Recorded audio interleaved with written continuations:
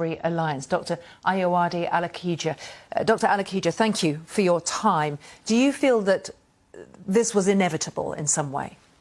May I say firstly that had the first SARS-CoV virus, the one that was first identified in China last year, originated in Africa, it is now clear that the world would have locked us away and thrown away the key. There would have been no urgency to develop vaccines because it would have been expendable. Africa would have become known as the continent of COVID. What is going on right now is inevitable. It's as a result of the world's failure to vaccinate in an equitable, urgent, and speedy manner. It is as a result of hoarding by high-income countries of the world. And quite frankly, it is unacceptable. These travel bans are based in politics and not in science. It is wrong. I hear your anger about the immediate reaction and about the lack of action beforehand.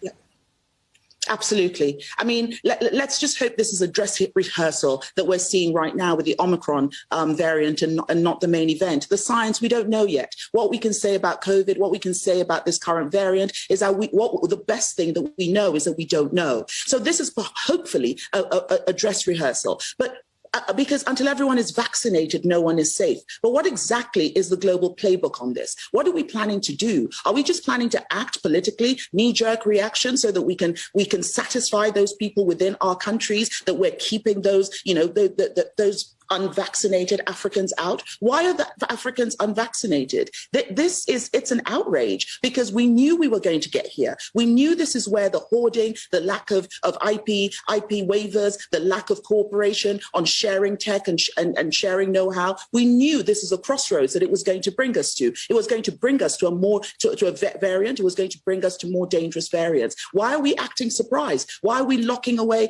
Africa when this virus is already on 3 continents? Nobody's locking away Belgium. Nobody's locking away Israel. Why are we locking away Africa? It is wrong, and it is also time that our African leaders stand up and they find their voice.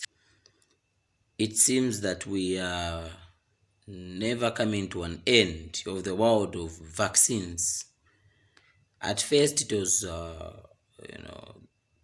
COVID-19.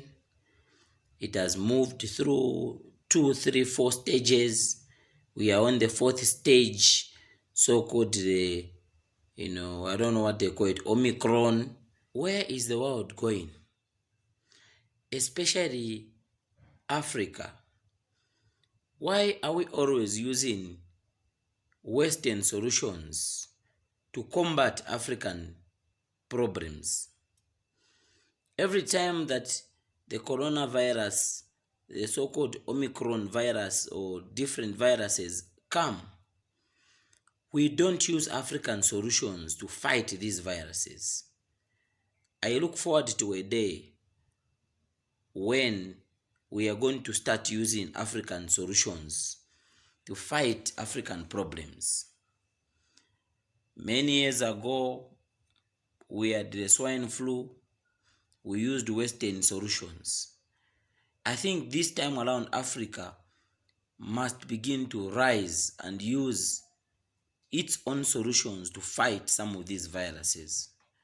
After all, who knows? These viruses are made by human beings who want to control the politics of Africa, who want to control the economies of developing countries.